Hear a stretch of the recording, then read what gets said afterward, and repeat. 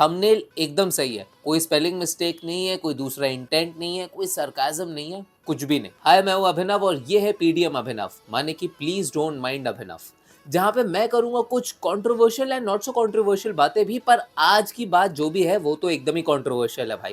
क्योंकि अभी जो ये रीसेंट केस हुआ है इंडियाज गॉट लेटेंट पे, जहाँ पे रणवीर अलाबादिया ने अपने मुंह खोलते ही थोड़ा सा हक दिया है, उस पर मैं थोड़ा सा एम्पथाइज करना चाहता हूँ यार रणवीर अलाबादिया के साथ। I think we have all been way too harsh, like way too harsh. तो क्या मैं ये जस्टिफाई कर रहा हूँ कि तुमको अपने मम्मी पापा को देख लेना चाहिए? नहीं। या मैं ये जस्टिफाई कर रहा हूँ कि मेरे को उनको ज्वाइन कर लेना चाहिए? नहीं, बिल्कुल भी नहीं। अब हम यहाँ पे अपने आप को बेसिकली रणवीर अलाबादिया के शूज में एक बार अपने आप को रखने की कोशिश करता है। हम एक ऐसे शो में जाते हैं जहाँ पे बहुत openly below the belt jokes मारे जाते हैं, बहुत वल्गर जोक्स मारे जाते हैं, बहुत क्रास जोक्स मारे जाते हैं। ऐसे ऐसे अलग अलग सेलिब्रिटीज़ को बुलाया जाता है जहाँ पे उनको बहुत ही ऑकवर्ड पोजीशन पे रखा जाता है और उनसे एक्सपेक्ट किया जाता है कि भाई आप भी किसी तरह के जोक मार रहे हैं, आप भी किसी तरह से अपने इन्वॉल्वमेंट इसमें डालें। इनफैक्ट उनको बोला जाता है कि भाई आप अपनी तरफ से खुल जाओ, पूरी तरीके से खुल जाओ, बाद में एडिट में हम देख लें कि हमको क्या रखना है क्या नहीं रखना है। और अगर आपको ही शो के प्रोड्यूसर्स बोलते हैं कि भैया अपनी तरफ से तुम्हें जितना खुलना है खुल जाओ, थोड़ा रॉन्ची होना हो जाओ, तुम्हें अपनी तरफ से जो बोलना है जैसे बोलना है तुम बोलो, तो उसमें बंदा थोड़ा तो बहेगा ही ना, थोड़ा तो बोलेगा ही, थोड़ा प्रिपेयर भी करके आएगा कि भाई उसको क्या बोलना है। आई एम नॉट सेइंग कि उसने जो बोला वो सही है गलत है भाई, a joke is a joke, ठीक है। कलेक्टिव कॉन्शियंस हमारी जो है एज अ सोसाइटी, ये डार्क ह्यूमर एग्जिस्ट ही इसलिए करता है ना, बिकॉज जो बातें बोली जा रही है वो प्रॉब्लमेटिक हैं, वो इतनी ज़्यादा खराब है, इतनी ज़्यादा खराब है दैट उसको अगर आप मजाक में वैलिडेट करते हो तो it is so absurd that is funny, and maybe you are not finding it funny, but someone is finding it funny. People in that audience room is finding it funny. Everyone is laughing to that. वो एक communal experience है उस point पे। जो उसने बात बोली, तुम्हें शायद अपनी स्क्रीन के पीछे वो चीज फनी नहीं लग रही है, but as a communal experience it is funny ना। तो for the sake of that communal experience उसने वो वाली बात बोली है। It is actually a potty humor. It is that disgusting. It is a very sexually charged potty humor because it is so pukish. It's disgusting, and I get that. But it can be anything. It can be disgusting. It can be not funny. It can be stupid. It can be blasphemous. पर क्या इसने किसी को भी instigate करा जाके कि आप करो, कि आपको करना चाहिए, या फिर उसने किसी भी तरह की धर्म या जाति या समुदाय को उसने पॉइंट आउट करके ठेस पहुंचाया? जो आपने इसके ऊपर सेक्शन 296 का बीएनएस एक्ट लगा दिया 2023 का, या फिर उसने किसी जेंडर को पॉइंट आउट करके डिमीन किया हो कि आप उसके ऊपर इनडिसेंट रिप्रेजेंटेशन ऑफ विमेन भी एक्ट लगा दोगे? ये सारे के सारे लॉज बनाए गए हैं टू प्रोटेक्ट पीपल। जैसे कि अगर किसी भी इंसान की बॉडी को अगर आप, या फिर किसी भी इंसान की आप फोटो को किसी तरह से क्रॉप करके, किसी तरीके से मॉर्फ करके अगर आप इनडिसेंट वे में रिप्रेजेंट कर रहे हो, अगर आप किसी जेंडर को या किसी समुदाय को अगर आप पर्टिकुलरली पॉइंट आउट करके ठेस पहुंचा रहे हैं, किसी कम्युनिटी को आप ठेस पहुंचा रहे हैं, तब तो वहां पे आप क्रिमिनल चार्जेस लगाओ। यहाँ पे तो साफ पता चल रहा है that the laws are being weaponized against an artist, against a person because of a stupid comment, a very very very stupid comment. The point is आपने किसी इंसान को पॉइंट आउट करा कि भाई तुमने गलत काम करा है, उसने माफी मांग ली, वो वीडियो टेक डाउन कर ली, उसके अलावा आदमी कर क्या ले? अतीत में जाके चीजें बदल थोड़ी ना देगा वो इंसान। इस पॉइंट पे तो एफआईआर वगैरह करके आप सिस्टमैटिकली बुली कर रहे हो आदमी को। अगर आपको ये वाले एक्ट लगाने हैं तो आपको कितने लोगों पे लगाने चाहिए, कितने पॉलिटिशियंस पे लगाने चाहिए आपको ये वाले एक्ट्स? तो उन्होंने कितने इंडिसेंट रिमार्क्स भेजे हुए हैं भाई। आपने एक आरजेकर मेडिकल कॉलेज में जो हुआ, आपने उसके ऊपर तो सही से इन्वेस्टिगेशन नहीं होने दी। पुणे में एक लौंडा 2 लोगों को जान से मार देता है, वो उठा के आपने उसको क्लीन चिट दे दी, वो आदमी अब आजाद घूम रहा है, बढ़िया। इट्स जस्ट दैट कि अब आर्टिस्ट को पकड़ सकते हो क्योंकि वो आदमी दिखता है, आप उसको पकड़ लो बस।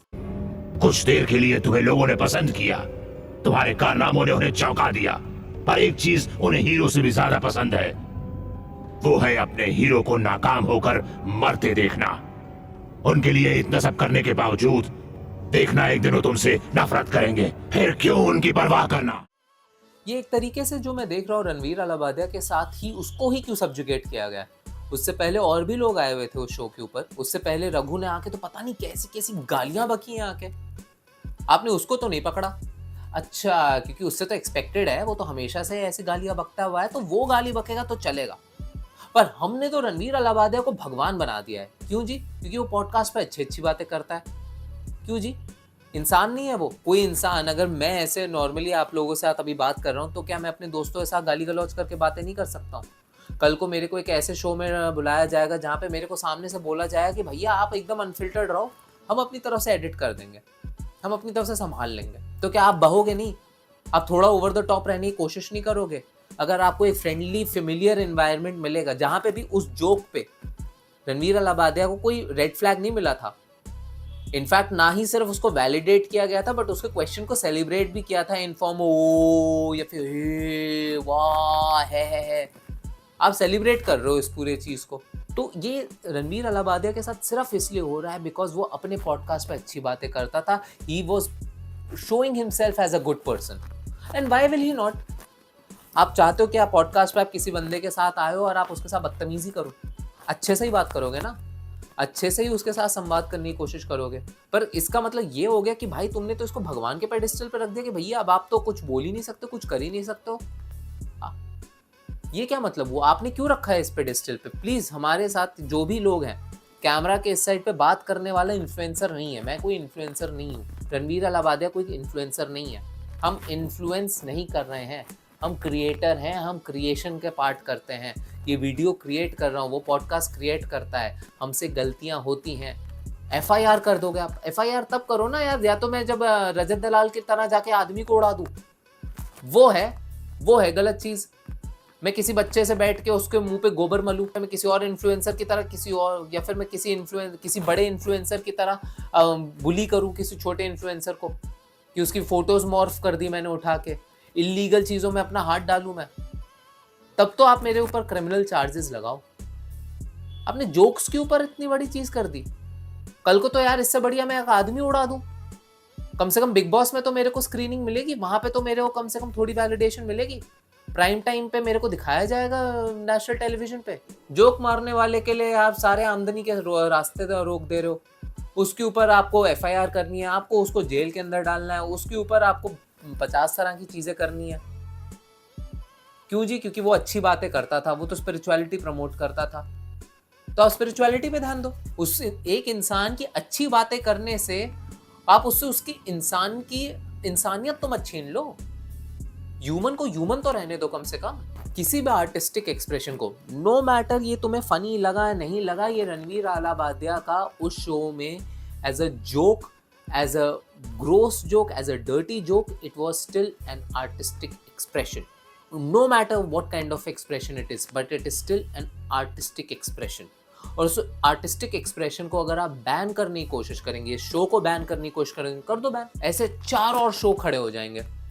तुमने AIB का रोस्ट देखा, तुमने AIB रोस्ट के खिलाफ तुमने केस कर दिया। कलर्स टीवी पे कॉमेडी नाइट्स विद बचाओ आ गया, जो कि डायरेक्ट कॉपी था भाई। It is not a matter of timing कि आपने एक तरफ उसके ऊपर इतना हु हल्ला हुआ है और उसी सेम टाइम पे इस तरह का शो आ गया।